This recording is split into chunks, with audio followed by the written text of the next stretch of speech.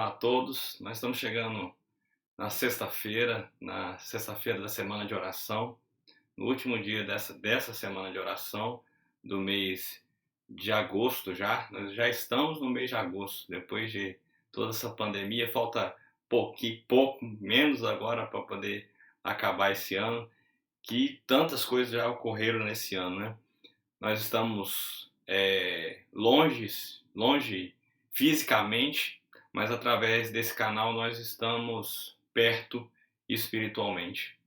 E a gente escolheu para a semana de oração o livro de 1 Timóteo, a primeira carta que Paulo escreve a Timóteo, um jovem líder cristão de pai grego e mãe judia, e uma avó também volóide, temente ao Senhor. E a gente está lá no capítulo 5, e a gente vai hoje ler de 1 a 16 e tirar uma reflexão aqui desse texto dos versículos 1 a 16. Vamos ler? Quem tiver em sua casa, pegue sua Bíblia e acompanhe junto comigo. Eu estou lendo aqui na versão Almeida atualizada, mas os irmãos podem acompanhar aí em cada versão. Não repreendas ao homem idoso, antes exorta-o como a um pai, aos moços como a irmãos, às mulheres idosas como a mães, às moças como a irmãs com toda pureza. Honra as viúvas verdadeiramente viúvas.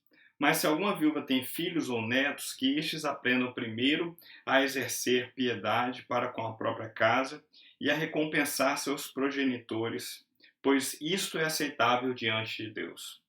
Aquela, porém, que é verdadeiramente viúva e não tem amparo, espera em Deus e persevera em súplicas e orações noite e dia.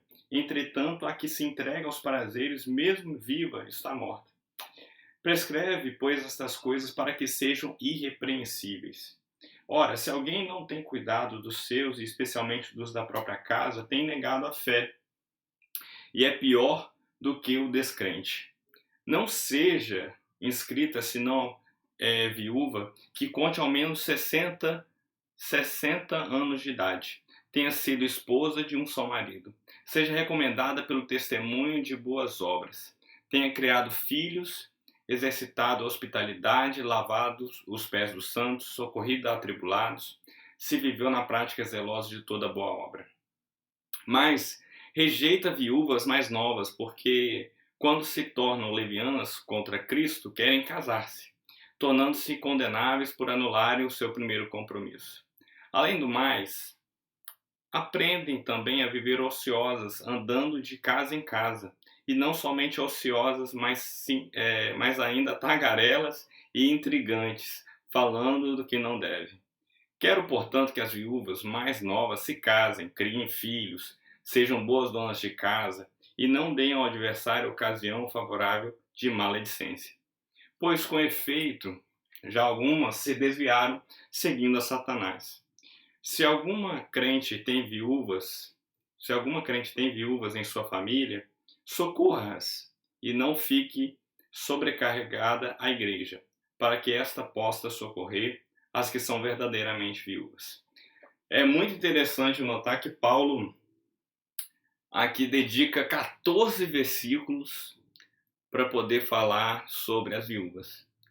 E eu achei interessante essa questão porque devia ter muitas viúvas.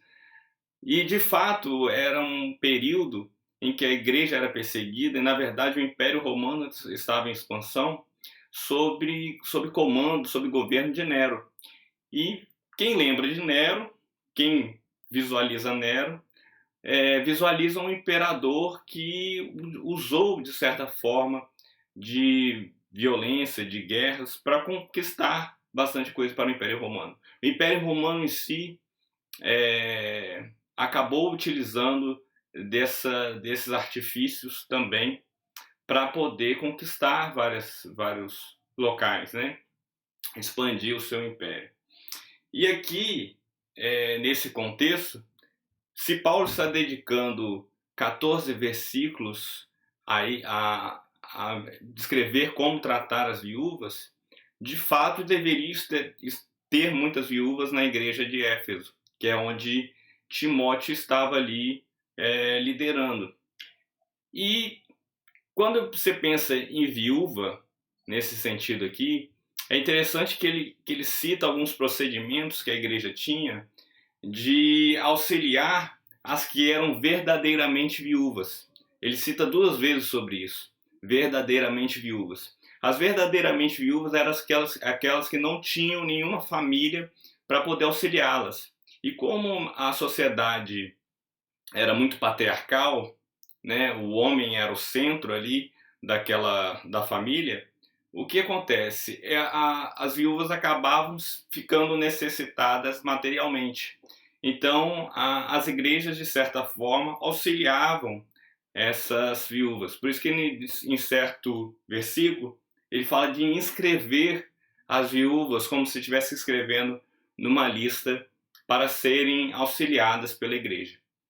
Mas eu não quero falar aqui da necessidade material, mas sim da necessidade espiritual. Por quê? Se você pensar nas viúvas numa sociedade patriarcal, você tem que lembrar também que o homem era considerado o sacerdote daquela família. Então, as viúvas não só tinham necessidades materiais, mas também, de certa forma, ficavam isoladas na fé.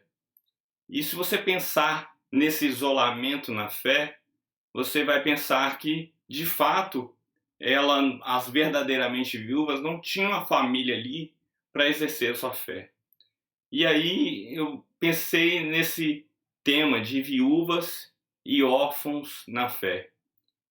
E aí, lendo o texto novamente, eu vou ver várias coisas que Paulo está citando para que não se tenha viúvas, não se tenham órfãos, não se tenham pessoas sem família na fé.